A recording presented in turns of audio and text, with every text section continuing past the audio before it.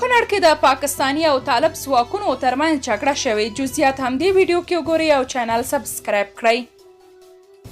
د کونړ اوسیدونکي او چارواکي وایي نن یو ځل بیا پاکستانیو ځواکونو د کونړ په شلتن او سروکاڼو ولسوالیو د توپونو ډزې کړي چې د طالبانو د کلک غبرګون سره مخ شوي او د ډز ځواب یې په ډزو ورکړی دی. د کونړ په سرکاڼو او شلتن ولسوالۍ کې د جمعې ورځې مازدیګر مهال د پاکستان پوځ د توپونو او نورو درنو وسلو ډزې کړي.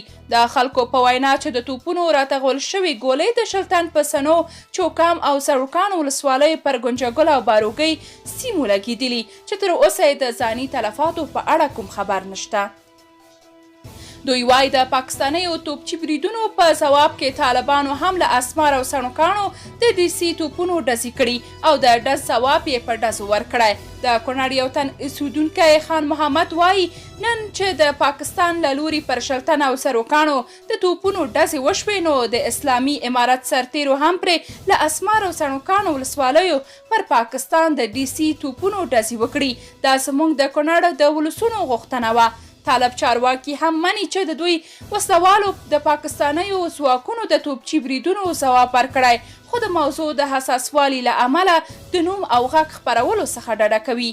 کونړ کې طالبانو پاکستانیو ځواکونو ته په داسې حال کې د ډزو ځواب په ډزو ورکوي چې څو ورځې وړاندې د پاکستان پوځ د ننګرهار لالپورې ولسوالۍ اړوند پلوسي کې اغزن سیم غځولو، خو طالبانو یې مخه ونیوله او اغزن سیم یې ترې راوړ. پاکستان تر اوسه د نورو توپچي بریدونو د هغوی لخوا په لالپورې کې د اغزن سیم غځولو او د طالب چارواکو د غبرګون په اړه څه نه دي ویلي. له 2010 زېږدیز کال را په دې خوا د کونړ او د هېواد په یو شمېر سیمو د پاکستان پوځ توپچي بریدونه کوي.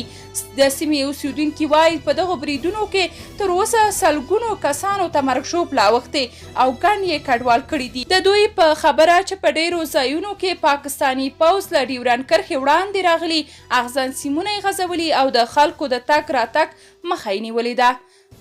درنو لیدونکو، تاسو که د دې موضوع په اړه کوم نظر لرئ کومنټ کې شریک او چینل سبسکرایب کړئ.